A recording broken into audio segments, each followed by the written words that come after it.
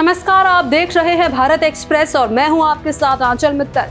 Assam police ने बड़ी कार्रवाई करते हुए असम सिविल सेवा यानी कि ACS की एक महिला अधिकारी को गिरफ्तार किया है। उन पर आय से अधिक संपत्ति रखने और जमीन संबंधी मामलों में गड़बड़ी करने के गंभीर आरोप है। गिरफ्तार अधिकारी का नाम नुपुर बोरा है। वो वर्तमान में कामरूप जिले के गोरोमेमारी सर्किल में सर्किल ऑफिसर के पद पर तैनात थी। मुख्यमंत्री के विशेष सतर्कता प्रकोष्ठ की एक टीम ने सोमवार को गुवाहाटी स्थित उनके घर पर छापा मारा। छापेमारी के दौरान करीब 90 लाख रुपए नगद और 1 करोड़ से ज्यादा मूल्य के सोने के आभूषण जब्त किए गए। इसके अलावा कई अन्य दस्तावेज भी हाथ लगे हैं।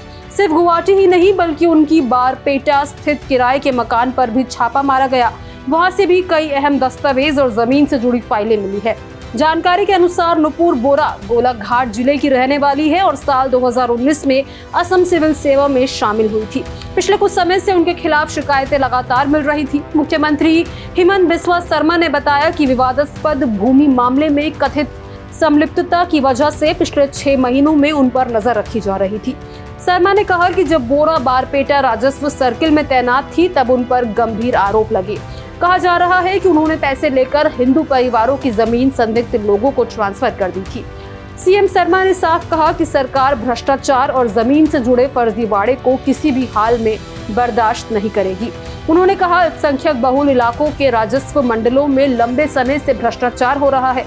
अधिकारी पैसे लेकर जमीनें ट्रांसफर कर रहे हैं। अब सरकार ऐसी गड़बड़ियों पर कठोर कार्रवाई कर रही है।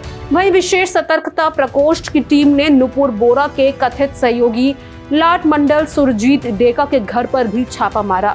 डेका इस समय बारपेटा राजस्व मंडल कार्यालय में तैनात है। उन पर आरोप है कि जब बोरा बारपेटा में मंडल अधिकारी थी तब दोनों ने मिलकर कई जमीनें अपने कब्जे में ले ली और पैसे का लेन देन किया। अब दोनों के खिलाफ भ्रष्टाचार और आय से अधिक संपत्ति रखने के मामले दर्ज किए गए हैं।